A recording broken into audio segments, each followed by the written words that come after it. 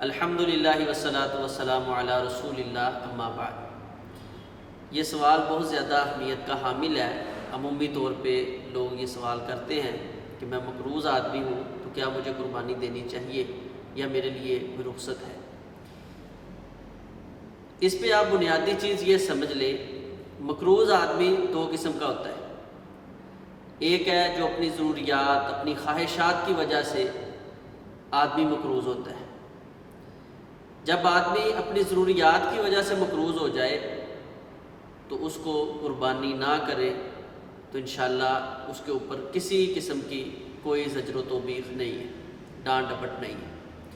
لیکن اگر کوئی شخص اپنی خواہشات کو پورا کرنے کے لیے قرض لیتا ہے تو اب قربانی کے وقت وہ سوال کرتا ہے میں مقروض آدمی ہوں، میرے اوپر 2 لاکھ 4 لاکھ قرض ہے، آیا وہ آپ نے کس مد میں لیا ہے؟ پہلے آپ کو یہ چیز سمجھنی ہے۔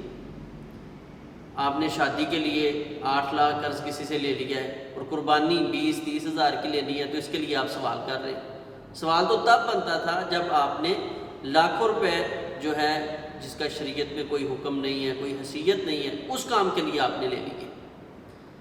تو اگر آپ نے ضرورت کے لیے لیے ہیں، مثال کے طور پہ گھر میں کوئی فرد بیمار ہو گیا ہے، اس کی دوائی کے لیے آپ نے قرض لیا ہے، اپنے گھر کی ضرورت پوری کرنے کے لیے آپ نے قرض لیا ہے، تو ایسا مقروض آدمی اگر قربانی نہیں کرے گا تو انشاءاللہ وہ عند اللہ مجرم نہیں ہوگا۔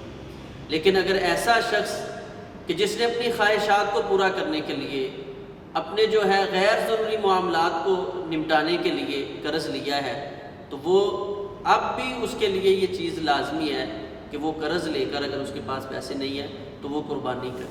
خواہشات کو اگر وہ پورا کر سکتا ہے تو اللہ کے حکم کو پورا کیوں نہیں کر سکتا؟ جس پہ نبی علیہ الصلوۃ والسلام نے اتنی سخت وعید دی ہے اس کو وہ کیوں چھوڑ رہا ہے؟